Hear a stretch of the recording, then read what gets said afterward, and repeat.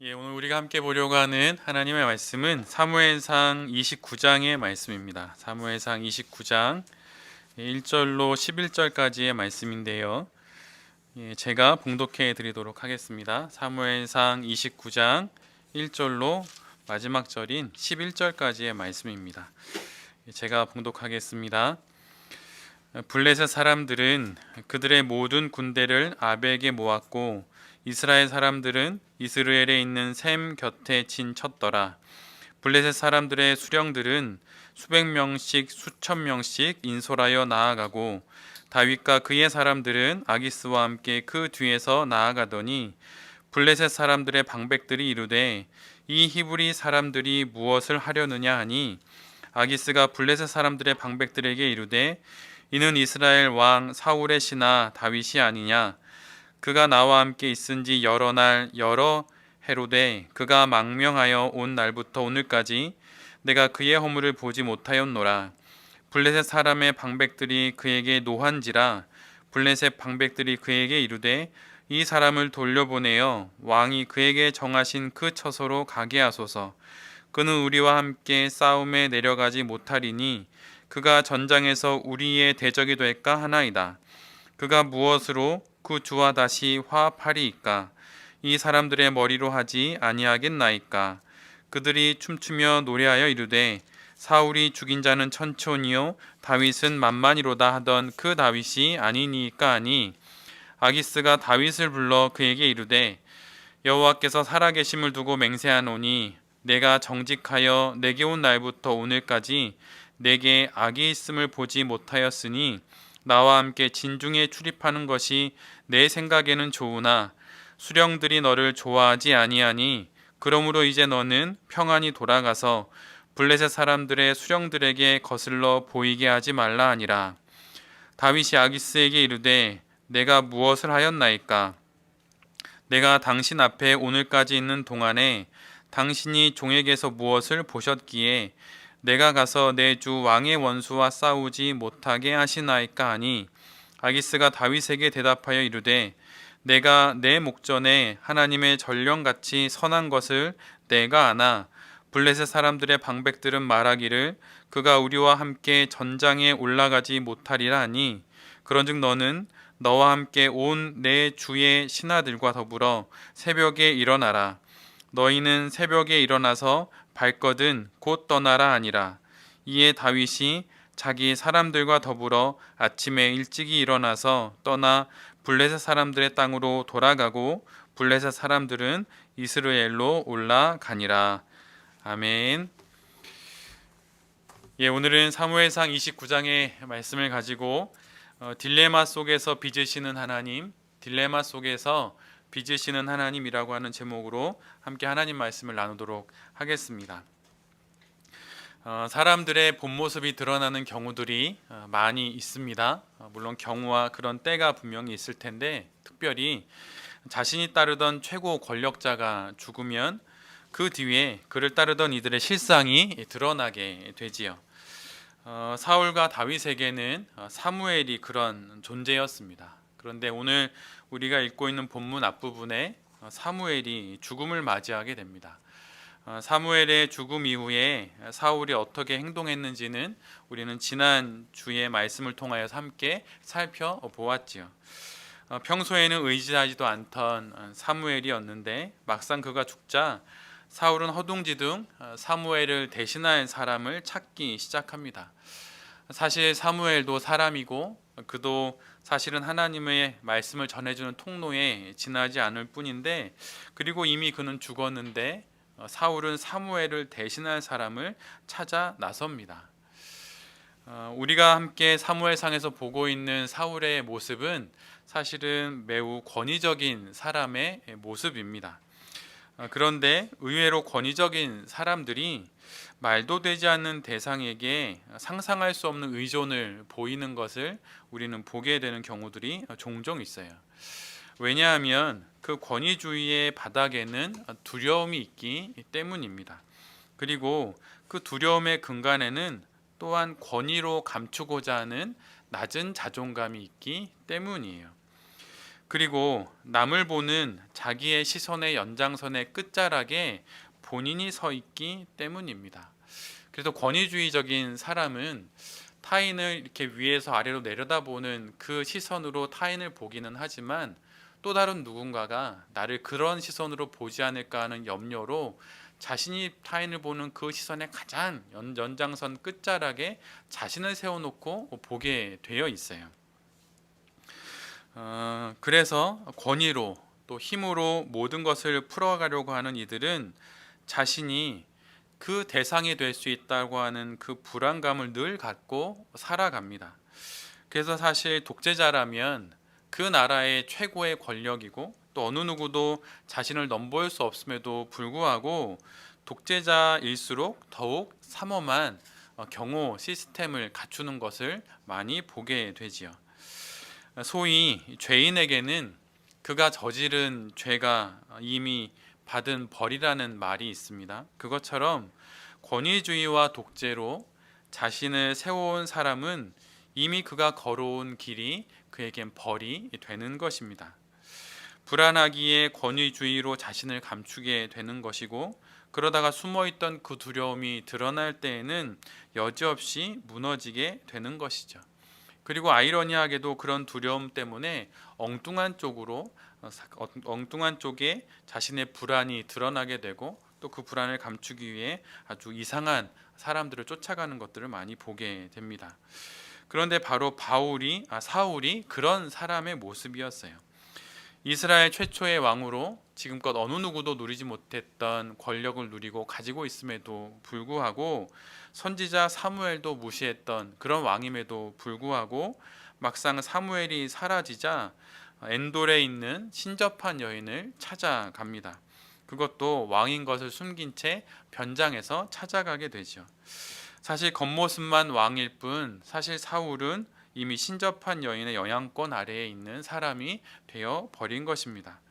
신접한 여인이 왕이고 사울은 그의 말을 기다리는 종이 된 것이죠.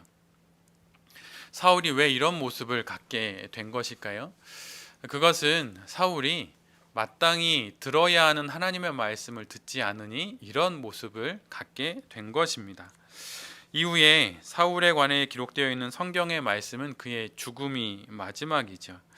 이처럼 사울은 이러한 모습을 통해서 이스라엘 역사 속에서 이렇게 축출되어집니다.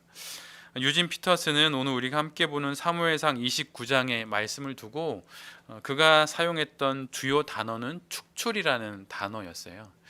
이스라엘 역사에서 사울이 초대 왕임에도 불구하고 그가 그 역사에서 어떻게 축출되어지는지, 어떻게 사라지는지를 사무엘상 그 전장에서 이야기하고 있다고 유진 피터스는 말을 합니다.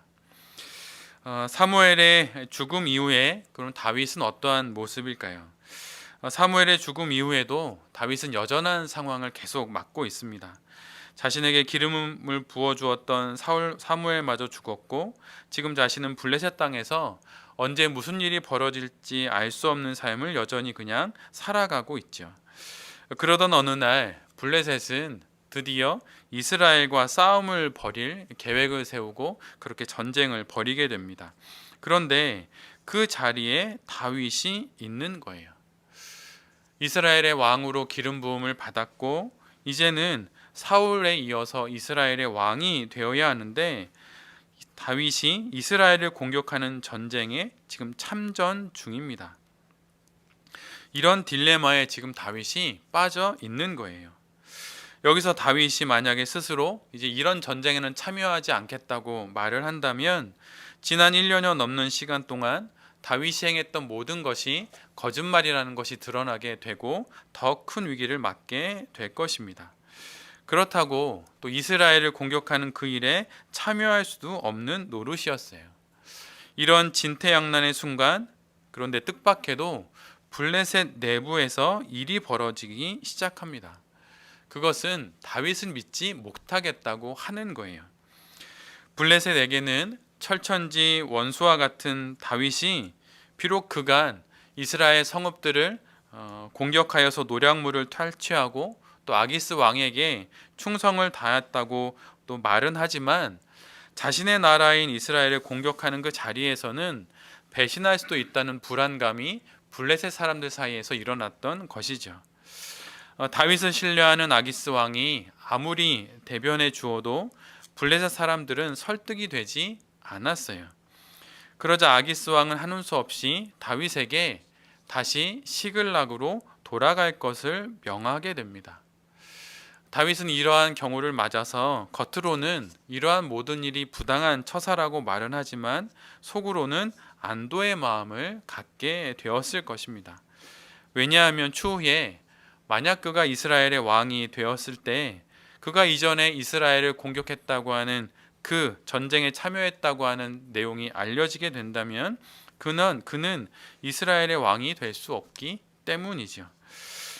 이 장면은 사실은 이전에 다윗이 분노에 휩싸여서 나발을 치러 가는 길에 그 길을 막아섰던 아비가일의 사건을 떠올리게 합니다. 사무엘상 25장의 내용인데요.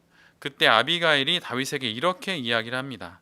사무엘상 25장 26절의 말씀입니다. 내 주여 여호와께서 살아계심을 두고 맹세하노니 내 주도 살아계시거니와 내 주의 손으로 피를 흘려 친히 보복하시는 일을 여호와께서 막으셨으니 내 주의 원수들과 내 주를 해하려 하는 자들은 나발과 같이 되기를 원하나이다. 이 말처럼 아비가일은 지금 하나님께서 다윗이 나발을 죽이려고 하는 그 발걸음을 막아섰다고 이야기를 하게 되죠. 그리고 이에 대한 다윗의 대답이 사무엘상 25장 33절과 34절에 이렇게 기록됩니다. 또 내 지혜를 칭찬할지며 또 내게 복이 있을지로다. 오늘 내가 피를 흘릴 것과 친히 복수하는 것을 내가 막았느니라. 나를 막아 너를 해하지 않게 하신 이스라엘의 하나님 여호와의 살아계심을 두고 맹세하노니 내가 급히 와서 나를 영접하지 아니하였더면 밝은 아침에는 과연 나발에게 한 남자도 남겨두지 아니하였으리라. 분노에 휩싸여서 나발을 죽이려고 했던 다윗이 아비가일을 통해 그 분노의 칼을 내려놓게 됩니다. 하나님께서 아비가일을 사용하게 된 것이죠. 오늘 본문 역시 마찬가지입니다. 하나님께서 이스라엘과 전쟁을 벌이는 블레셋 진영에 다윗이 있다는 그 사실은 그로 결코 이스라엘의 왕이 될 수 없게 하는 상황이에요. 그런데 하나님께서 다윗을 그 상황 속에서 블레셋의 손을 통하여서 건져내시는 것이죠. 이전에는 아비가일이라고 하는 한 여인을 통해 다윗의 그 분노에 휩싸인 실수를 막아섰던 하나님께서 이번에는 블레셋 군대를 통하여서 그 딜레마적인 상황 속에 있는 다윗을 건져내시는 것입니다. 블레셋의 그 틈바구니에서 하나님께서 다윗을 이끌어내시는 거죠. 꺼내시는 것입니다. 어찌할 수 없는 상황 가운데 하나님께서 블레셋을 통해 다윗을 그 딜레마에서 건져내시는 것이죠. 신앙의 최초의 관심사는 우리가 하나님을 위해 무엇을 하는가라고 하는 것이 결코 아니에요.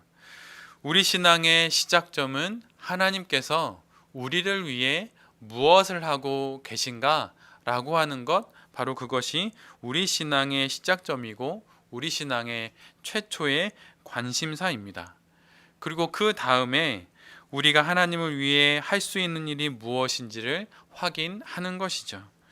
첫 번째, 최초의 우리의 관심사, 하나님께서 우리를 위해 무엇을 하시는가라고 하는 것을 우리가 온전히 알 때, 두 번째, 우리가 하나님을 위해서 무엇을 할 수 있는가라고 하는 그 답을 우리가 온전히 찾을 수 있게 되는 것입니다. 말씀 묵상을 하며 우리가 가장 먼저 찾아야 하는 것은 그날의 교훈이 아니에요. 말씀 묵상을 하며 우리가 가장 먼저 알아야 하는 것은 그 말씀 속에서 하나님께서 그 말씀에 등장하는 믿음의 선인들에게 또 그 역사 속에 하나님께서 무엇을 하고 계신가라고 하는 것을 우리가 보는 것이죠. 그리고 그 시선으로 나의 인생을 향하여서 하나님께서 지금 어떤 일을 하고 계신가를 우리가 볼 수 있어야 하는 것입니다. 그럴 때 우리를 위해서 행하시는 그 하나님을 볼 때 비로소 내가 하나님을 위해서 행할 일이 무엇인지를 분별할 수 있게 되는 거예요. 그리고 그렇게 내가 해야 할 일이 보일 때 비로소 그 일을 통해서 하나님께 영광을 돌릴 수 있게 되는 것이죠. 오늘 우리가 함께 봤던 본문에 등장하는 그 사울이 왜 신접한 여인을 찾아가게 됐던 것일까요? 그것은 사울의 눈에 자신을 위해서 일하시는 하나님이 보이지 않았기 때문이에요. 그래서 불안에 휩싸였고 또 걱정이 쌓이다 보니 결국 신접한 여인을 찾아가게 됐던 것이죠. 우리 역시 마찬가지입니다. 우리가 딜레마 속에 빠질 때 그 가운데 하나님이 행하시는 일들이 보이지 않으면 우리가 그 가운데 엉뚱한 선택을 하게 되는 것이죠. 한번 다윗의 삶을 생각해 보십시오. 얼마나 난처했을까요? 자신은 곧 이스라엘의 왕이 언젠가는 될 터이고 사무엘로부터 기름 부어진 이스라엘의 왕인데 자기가 다스려야 하는 백성들에게 칼을 겨누어야 되니 말입니다. 그런데 그 상황 가운데 그 딜레마에 빠진 다윗은 그 가운데 칼을 꺼내지 아니하고 하나님이 행하시는 그 일을 보려고 끊임없이 몸부림쳐서 결국엔 하나님의 그 일하심을 보게 된 것이죠. 사무엘 상하로 이어지는 그 인류의 역사는 사울과 다윗과 같은 인간이 아닌 인간의 역사 안에서 하나님이 하시는 그분의 일하심의 기록이에요. 그 큰 흐름 안에서 사울이 살아가는 삶을 보고 다윗이 살아가는 그 삶을 보는 것이죠. 하나님이 역사를 이끌어 가신다는 그 큰 흐름을 보지 못할 때 우리 안에 조바심이 생기고 우리 안에 불안이 생겨서 결국은 헛된 선택을 하게 되고 괜한 힘을 자랑을 하게 되는 것이죠. 그 인물로 오늘 우리가 다윗을 보게 되고 또한 사울을 보게 되는 것입니다. 하나님은 늘 우리 인생의 딜레마적인 상황들 가운데 그 가운데서 당신이 우리의 인생을 위해 행하실 그 일의 실마리를 찾으시고 만들어내시는 분이세요. 왜냐하면 우리가 딜레마에 빠진 그 인생의 어려운 그 삶의 끝자리가 하나님께서 우리를 참다운 성도로 만드시는 그분의 실마리가 되기 때문이에요. 우리는 어려운 자리, 또 힘든 자리, 또 딜레마적인 상황들을 피하려고만 하지요. 이 길을 피하면 또 저 어려움을 만나고 또 저 어려움을 피해서 이걸 선택하면 더 큰 어려움을 만나고 도저히 나아갈 길이 확인되지 않는 상황들을 맞이할 때가 있습니다. 그러나 그때 우리 모두가 쳐다봐야 하는 것은 그러한 상황들이 아니라 그 모든 딜레마적인 상황들 속에서 여전히 일하고 계신 그 하나님을 볼 수 있는 영혼의 눈이 우리에게 있어야 하는 거예요. 피하고 싶은 딜레마의 자리를 하나님은 우리를 향한 그분의 첫 단추로 삼으십니다. 두 눈 질끈 감고 다시는 보고 싶지 않은 그 끝자리를 하나님은 우리를 참다운 성도로 또 그분의 참다운 제자로 또 당신의 참다운 자녀로 빚으시는 그 실마리로 하나님께서 삼으시는 거예요. 그래서 믿음이 깊어지면 깊어갈수록 또 믿음의 여정이 많아지면 많아질수록 우리에게 이런 고백이 나오게 되는 것이죠. 우리 인생에 버릴 것은 하나도 없었다라고 말입니다. 뒤죽박죽이 되어버린 우리 인생의 그 끝자리를 그 헝클어질 대로 엉켜버린 우리 영혼의 그 끝자리를 우리 하나님은 우리를 새롭게 하시는 우리를 자유롭게 하시는 첫머리로 삼아서 당신의 두 손으로 꼭 잡고 계세요. 그 두 손을 우리 모두가 볼 수 있어야 합니다. 그리고 하나님께서 우리가 생각하는 그 끝자리를 두 손으로 잡으셔서 그것을 흔들어 우리의 삶을 새롭게 정리하시는 거예요. 꼬리를 잡아서 몸통을 흔든다는 말이 있습니다. 우리가 버리고 싶고 잘라내고 싶은 우리 인생의 그 마지막 끝부분을 하나님께서는 잡으셔서 우리의 온 인생을 흔드시는 거죠. 우리의 온 영혼의 몸통을 흔드셔서 하나님께서 빚으시고자 하시는 그 새로운 인생을 하나님께서 빚어내시고야 마는 거예요. 하나님은 결코 포기하시는 법이 없습니다.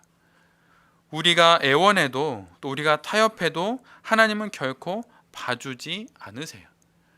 그 딜레마적인 상황 가운데 만약 우리가 살아야 하는 시간이 우리에게 주어져 있다면 하나님께서 그것을 훌쩍 넘어서 살게 하지 않으십니다. 그것을 어느 철학자의 이야기처럼 몸으로 기어서 넘어가야 하는 그 포복하듯 살아가야 하는 그 삶이 만약 나에게 있다면 하나님께서 우리를 그 삶을 살게 하시는 거예요. 그리고 그것을 지나서 마침내 우리를 더 아름다운 인생으로 빚게 되는 것이죠. 마치 환자를 수술하는 의사처럼 우리를 낫게 하시고 고치시기 위해서 우리로 하여금 그 모든 과정을 지나게 하는 것입니다. 우리 돌베개 교회는 지금 복음 모임이라고 하는 그 모임을 매주 수요일마다 저녁에 갖고 있습니다. 근데 그 모임에서 읽고 있는 여러 책 중에 한 권이 존 스토트 신부님이 쓰신 나는 왜 그리스도인이 되었는가라고 하는 그 책이에요. 근데 그 책의 첫 번째 장의 제목이 바로 이것입니다. 천국의 사냥개. 이 표현은 존 스토트 목사 신부님이 이 표현을 쓴 이유는 우리를 구원하기 위해서 우리를 구원의 끝자리까지 몰고 가시는 그 하나님이 마치 천국으로 몰아가는 사냥개처럼 우리를 그렇게 몰아간다는 의미로 천국의 사냥개라는 그 제목을 붙이시게 된 거예요. 시편 23편의 마지막 절인 6절은 이렇게 기록되어 있지요. 내 평생의 선하심과 인자하심이 반드시 나를 따르리니 내가 여호와의 집에 영원히 살리로다. 그런데 이 부분을 이 책에선 이렇게 다시 좀 번역해 놓고 있습니다. 여기서 내 평생의 선하심과 인자하심이 반드시 나를 따르리니 라고 하는 이 따르리니라고 하는 표현을 히브리 원어에 가깝게 번역하면 이렇게 번역할 수 있다고 하는 거예요. 내 평생의 선하심과 인자하심이 내가 사는 날 동안 나를 추적하고 붙어 다니며 괴롭게 하고 내 걸음 하나하나를 미행하리니 이렇게 번역할 수 있다고 기록하고 있습니다. 끈질기게 포기하지 아니하고 목표를 이루기까지 우리를 몰아가는 하나님의 그 추적하심을 바로 이렇게 표현할 수 있다고 말하는 거예요. C.S. 루이스가 쓴 예기치 못한 기쁨이라고 하는 책이 있는데 그 책에서는 하나님께서 우리를 몰아가시는 그 장면을 마치 존귀한 어부가 낚시를 하듯 그렇게 우리를 하나님께서 낚아가신다는 표현으로 말하고 있어요.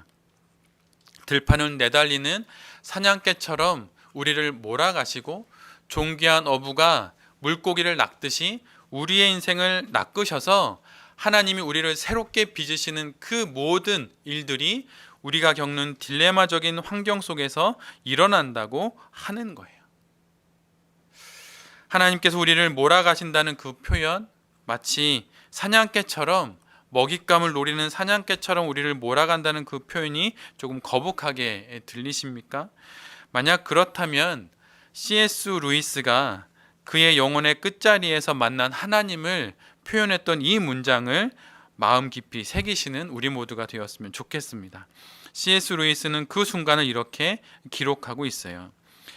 하나님의 준엄함은 인간의 온화함보다 따뜻하다. 그의 강요는 우리를 해방시킨다. 하나님의 준엄함은 인간의 온화함보다 따뜻하다. 사냥개와 같이 우리를 몰아가시는 하나님의 그 맹렬함이 먼지와 같은 인간의 그 어떠한 온화함보다도 따뜻하다고 하는 거예요. 영혼의 끝으로 몰아가시는 그 하나님의 맹렬한 추격과 괴롭게 느껴질 정도의 몰아가심, 또 나의 마음을 옥죄는 듯한 그 장엄한 긴박감이 그 어떤 인간의 온유와 사랑보다도 따뜻하다고 그는 말하고 있어요. 사람의 위로와 사람의 인정은 인생의 추임새 정도에 지나지 않아요. 사람들이 어떠한 위로를 한다 하더라도 그것은 짧은 그냥 입맞춤에 지나지 않고 인생살이의 작은 추임새에 지나지 않아요. 있으면 좋지만 없어도 괜찮은 것이죠. 인간의 추임새가 없어도 하나님께서 우리의 인생을 거뜬히 연주하고도 남으십니다. 그것을 볼 때 우리가 우리의 삶에 다가온 수많은 딜레마적인 상황들을 지나갈 수 있게 되는 거예요. 우리의 영혼의 눈이 바로 이 하나님의 몰아가심과 이 하나님의 나의 삶을 낚아채심, 그리고 나의 삶을 끊임없이 몰아가시는 그 하나님의 그 손길을 우리 모두가 볼 수 있기를 간절히 빕니다. 코로나적인 이런 상황들 속에서 너무 힘들다고 하시는 성도님들을 많이 만나게 돼요. 돌베개 교회 성도님들 뿐만 아니라 우연찮게 만나게 된 성도님들, 또 오래도록 알게 된 성도님들 중에 마음의 어려움을 겪고 계시다는 분들의 이야기를 많이 듣게 됩니다. 그런데 그 순간에 우리 모두가 기억해야 하는 것은 하나님께서 이 어려운 모든 상황들 속에서 우리를 몰아가셔서 우리를 당신의 품에 안으기 위해서 우리를 몰아가시고 우리를 그 장엄한 긴박감 속에 우리를 이끌고 계시다고 하는 그 믿음이에요. 그 믿음을 다시 회복하시는 우리 모두가 될 수 있기를 간절히 빕니다. 영혼의 마지막 벼랑에 몰릴 것만 같은 그 상황, 이미 그곳에 다다른 것과 같은 그런 느낌이 든다면 그곳에서 나를 낚아채어서 하늘 높이 날아오르게 하신 그 하나님의 손길을 다시 영혼의 눈으로 바라볼 수 있게 되기를 간절히 빕니다. 여러분, 목회자가 누구일까요? 다양하게 정의할 수도 있고 또 목회자인 저 역시 목회의 여정을 걸어가며 또 기도하고 있는 또 여러 기도 제목도 있습니다. 그러나 목회자라고 하는 것은 바로 이 하나님이 몰아가시는 그 인생의 끝자리를 향하여서 살아가는 그 삶을 포기하지 않고 살아가는 사람이 바로 목회자인 것이죠. 그리고 그 끝자리로 성도들을 몰아가는 사람이 바로 목회자입니다. 모든 이들이 가고 싶어하는 화려한 꽃자리가 아니라 하나님께서 몰아가시는 그 끝자리로 앞장서서 걸어가고 성도들이 걸어갈 수 있도록 그들을 이끄는 사람이 바로 목회자인 것이죠. 꽃자리가 아닌 끝자리로 삶의 엉킨 실타래를 풀 수 있는 그 실의 끝, 그 삶의 끝자리로 성도들을 앞에서 이끄는 사람이 목회자이고, 그래서 모든 성도들이 하나님을 만나게 하는 사람이 바로 목회자인 것이죠. 그리고 그 자신 역시 자신을 몰아가신 하나님을 따라 그렇게 그 삶의 끝자리에 서는 자가 바로 목회자입니다. 그런데 목회자로 이 땅의 삶을 산다 하더라도 그 자 역시 하나님 앞에서는 한 명의 성도로 죽음을 맞게 됩니다. 그러기에 이 땅에서의 역할이 목회자이든 그 무엇이든 상관없이 우리 모두는 한 명의 성도가 되어서 하나님께서 가라고 하시는 그 인생의 끝자리까지 거침없이 다시 용기 내어 걸어가야 하는 것이죠. 혹시 마음의 어려운 시간을 보내고 계신 분들이 계십니까? 아니면 혹시 경제적인 어려운 상황들을 맡고 계신 분들이 계신가요? 아니면 관계의 어려움, 아니면 여전히 안고 있는 어떤 벗어나고 싶은 상황들의 어려움을 겪고 계신 분들이 계십니까? 그렇다면 그 끝자리가 바로 나를 새롭게 빚으시는 하나님의 실마리가 된다고 하는 것을 우리 모두가 볼 수 있게 되기를 간절히 빕니다. 그리고 그 자리에서 하나님께서 마침내 우리를 새롭게 빚으실 거예요. 제가 오래전에 신학을 하기 이전에 해양미생물연구소에서 연구를 했던 적이 있습니다.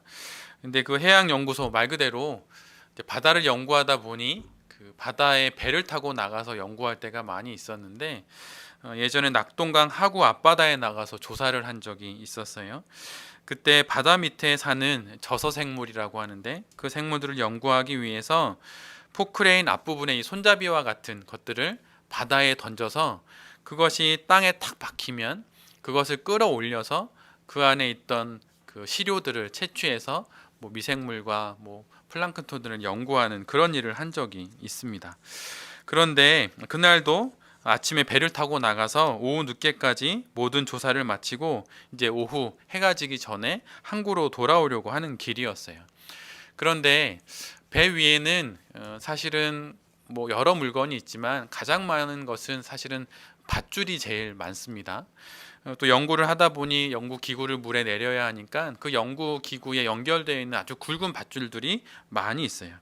그래서 여기저기 그 밧줄들이 이렇게 꼬여서 얽혀 있었는데 자리에 앉아서 그 이제 쭈그리고 앉아서 그 밧줄에 얽힌 부분을 이제 하나씩 풀고 있었습니다. 그런데 그 밧줄이 잘 풀리질 않았어요. 왜냐하면 바닷물을 먹었고 또 그때가 사실은 지금처럼 11월 또 12월 이렇게 추운 때였거든요. 그래서 정말 바람도 많이 불고 또 너무 춥고 또 아무리 장갑을 끼고 한다고 하지만 또 손은 서투니까 잘 안 되더라고요. 그래도 해야 하는 일이기에 그것을 막 풀고 있었는데 잘 안 풀리는 거예요. 또 배는 계속 흔들리고 또 배멀미는 나고. 근데 제가 이렇게 하고 있는데 제가 하는 모습이 너무 딱해 보였는지 선장님이 저한테 오셔서 저로 이렇게 뒤로 물러나라고 이렇게 하시더니 그 얽힌 모든 밧줄들을 품에 안더니 그걸 바다에다 그대로 확 던지는 거였어요. 근데 제가 속으로 생각하기로는 이렇게 앉아서 쭈그려서 풀기에도 어려운 엉킨 저 밧줄들을 저렇게 바다에 던지면 더 엉킬 텐데 이렇게 생각을 하고 있었어요. 그런데 선장님께서는 그렇게 밧줄을 바다에 던진 다음에 다리를 이렇게 배 난간에 다리를 거치고 이렇게 줄을 잡아당기고 배에다 툭툭 치더니 당기고 툭툭 치더니 당겼는데 어느새 그 모든 줄들이 다 풀려 나와서 동그랗게 이렇게 한 곳에 모여지게 하시더라고요. 엉켰던 모든 것들이 아주 쉽게 풀리더니 이내 배 한 켠에 이쁘게 쌓였습니다. 얽힌 바닷줄을 그렇게 딱 푸신 다음에 선장님은 이렇게 또 담배를 딱 한 대 태시고 이렇게 자리로 돌아가시더라고요. 근데 제가 속으로 생각하기는 참 희한도 하다. 무슨 노하우가 있는지 그 얽힌 밧줄이 바다에 들어가니 다 풀리는구나. 또 이런 생각을 이제 하게 되었던 적이 있습니다. 그런데 우리 인생도 살다 보면 이것저것 얽힌 실타래와 같이 또 얽힌 밧줄처럼 이렇게 복잡하게 뒤엉킨 그런 인생을 살 때가 분명히 있지요. 오늘 본문에 등장하는 다윗처럼 말이에요. 그런데 그럴 때 우리 영혼에 그 복잡하게 얽힌 그 실타래를 하나님이라고 하는 거대한 바다에 던질 때 그것이 그 안에서 풀려서 다 잘 개어져서 밖으로 나오게 되는 것입니다. 아무리 배 위에서 쭈그리고 앉아서 푼다고 하여도 흔들리는 배에서 멀미만 나고 더욱 엉킬 뿐인 것이죠. 그러나 하나님께 던질 때 우리의 영혼의 실마리가 존귀한 어부이신 하나님의 손에 의해서 그렇게 하나둘씩 풀려지게 되는 것입니다. 엉켜버린 인생의 그 실타래를 지금 어떻게 하고 계신가요? 여전히 가슴에 품고 그냥 가슴앓이만 하고 있는 것은 아니십니까?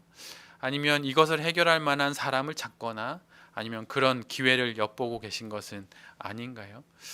그럴 것이 아니라 인생에 얽힌 모든 실타래를 거대한 바다이신 하나님께 던져서 하나님께서 푸시는 그 놀라운 기적들을 볼 수 있는 그 인생이 우리 모두가 될 수 있기를 간절히 빕니다. 바다에 빠지면 죽을 것만 같지요. 제가 해양연구소에서 일할 때 실제로 바다에 빠졌던 친구들도 있었어요. 물론 다 건져내기는 했지만 그런데 바다에 빠지면 정말 죽을 것 같습니다. 무섭거든요. 또 칠흑 같은 어둠에 바다에 빠지면 그건 진짜 생명이 언제 끝날지 모르는 그렇게 위험한 상황이죠. 그런데 우리의 인생을 하나님이라고 하는 바다에 던지면 하나님께서 우리를 다 건져내세요. 베드로를 향하여서 바다를 한번 걸어보거라 라고 말했던 그 예수님의 그 음성이 오늘 우리에게도 들려지는 거예요. 딜레마에 빠졌니? 걱정이 많지? 힘들지? 근데 그거 자리에 앉아서 아무리 풀려고 해도 풀려지지 않는다. 멀미만 난다. 더 힘들 뿐이다. 그거 바다에 던져라. 나한테 던져라. 그리고 그 바다 위를 나를 보면서 걸어라라고 하나님께서 우리에게 말씀하고 계신 거예요. 끝자리에 서면 모든 것이 끝난 것만 같고 겁이 나지만 사실 그 끝자리가 우리가 하나님을 만날 수 있는 가장 귀한 주님의 선물입니다. 제자들을 한번 생각해 보십시오. 모든 것을 걸고 모든 것을 포기하고 3년 동안 따랐던 제자들의 마지막 인생의 끝자리는 예수 그리스도의 죽음이었어요. 죽으면 모든 것이 끝 아닙니까? 자신이 따랐던 인생의 모든 것을 걸었던 예수님의 죽음이 그들의 인생의 끝자리였어요. 모든 것이 물거품으로 끝나 버린 것이죠. 그러나 하나님은 제자들이 끝이라고 생각했던 바로 그 자리에서 부활의 시작을 하나님께서 열어 가십니다. 부활의 실마리를 하나님께서 그 예수 그리스도의 죽음이라고 하는 그 끝에서 하나님께서 부활의 실마리를 잡아서 이 세상의 죄악에 얽힌 실타래를 풀어내시는 거예요. 그리고 마침내 모든 일이 끝났다고 말했던 예수 그리스도의 죽음으로 얼룩진 그 끝자리는 부활의 첫 자리가 되었던 것이죠. 우리에게도 잊어버리고 싶은 인생의 그 한마디의 끝자리가 있을 수 있어요. 과거에 큰 실수와 죄악이 있을 수도 있죠. 저도 있습니다. 누구에게는 유년 시절의 아픈 기억이 그럴 수도 있어요. 마땅히 사랑받아야 했던 부모님으로부터 사랑받지 못했던 그때의 기억이 내 인생의 끝자리일 수도 있겠죠. 그리고 누군가에게는 원치 않게 겪고 있는 육신의 연약함일 수도 있고 또 아무리 애써도 해결되지 않는 경제적인 어려움일 수도 있겠죠. 누군가에는 여전히 막막한 미래에 대한 불안일 수도 있어요. 그러나 이 모든 끝자리가 하나님의 첫자리, 하나님의 실마리의 그 첫자리가 된다는 것을 알 때 우리는 다시 용기를 낼 수 있고 이 세상을 다시 한번 두려움 없이 살아갈 수 있게 되는 것이죠. 다윗이 빠진 그 딜레마적인 상황 속에서 하나님께서 다윗을 다시 빚으십니다. 이제 사무엘상이 끝나고 사무엘상 하가 이제 시작될 텐데 사무엘상 하는 소위 다윗을 종으로 삼으셔서 그를 이스라엘의 왕으로 세우시는 하나님의 일들이 기록되어 있는 말씀이에요. 이 사무엘상이 기록되어 있는 목적은 다윗이 왕으로서의 역할을 감당하기 위한 그 준비, 그 영혼의 준비들을 하나님께서 이렇게 시키시는 거죠. 너 인생 거기서 끝나지 않는다. 그 끝자리에서 너 끝나지 않는다. 너가 아무리 미친 척하고 블레셋 속에서 생명을 부지하기 위해서 너가 아무리 그렇게 못난 짓을 해도 너 거기서 끝나지 않는다라고 말씀하시고 또 새로운 장으로 시작되는 것이 사무엘하인 것이죠.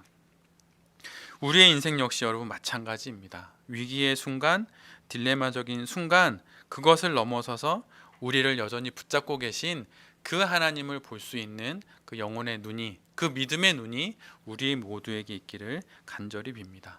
그럴 때 하나님께서 우리를 더 아름다운 성도로 빚으시는 그 하나님이시라고 하는 것을 우리 모두가 알게 될 것입니다.